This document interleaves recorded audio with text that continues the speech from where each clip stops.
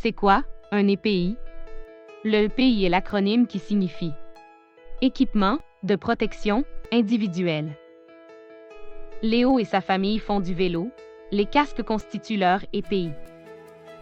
Alice adore pratiquer l'escalade avec ses amis, son EPI comprend son casque et son harnais de sécurité. Manuel et Louis font du ski chaque fin de semaine. Un casque et des lunettes protectrices représentent leur EPI pour cette activité. Thomas joue comme receveur dans l'équipe de baseball de sa ville. Son EPI comprend 4 éléments, un masque ou un casque, un plastron, des jambières et un gant de receveur. Monique travaille dans une clinique médicale. Pendant ses interventions, elle doit porter sa blouse de laboratoire, des gants et un masque. Damien est ingénieur pour une compagnie minière. Pendant qu'il inspecte les travaux et qu'il se trouve à l'intérieur de la mine, il doit toujours porter son EPI complet, couvre-tout, casque et lampe frontale.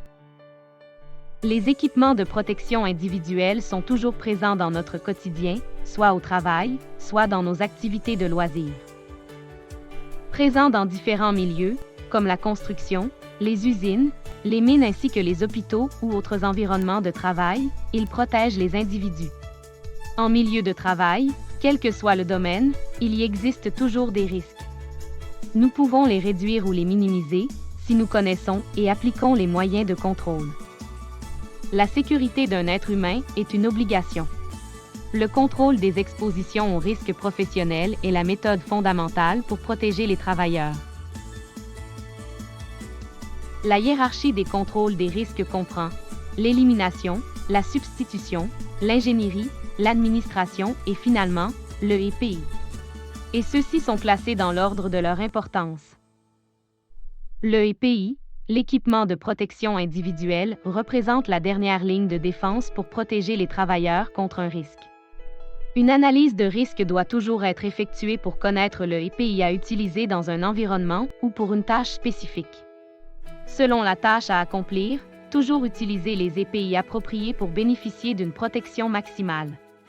Par exemple, ne pas utiliser des gants de jardinage pour effectuer des travaux de construction, ne pas porter des lunettes de soleil au lieu d'un masque de soudage, porter des souliers ordinaires plutôt que des bottes de protection avec métatarses, etc.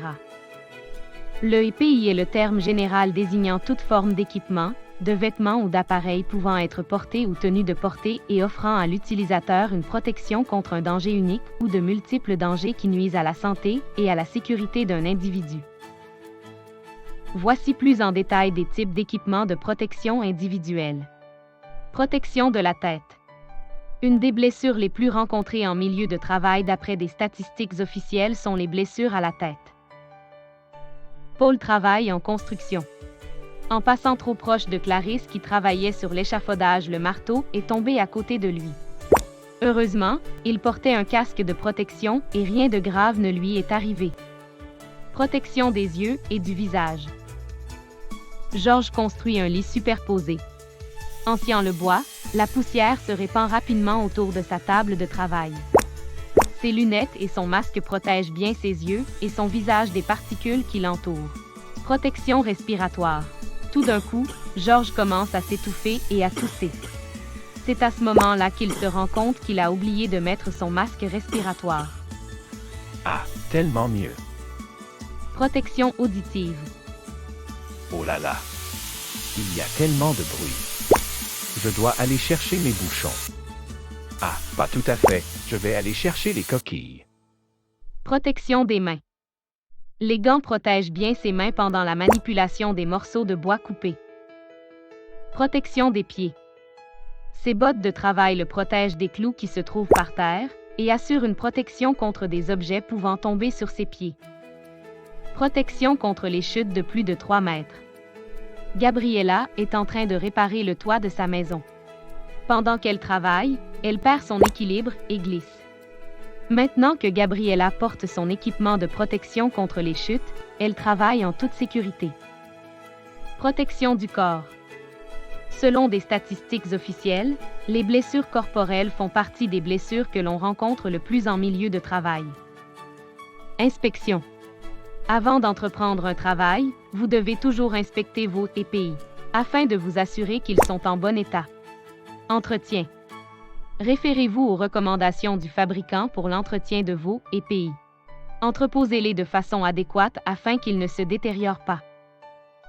Le EPI est essentiel pour protéger la santé et la sécurité des travailleurs et doit être utilisé en dernier recours.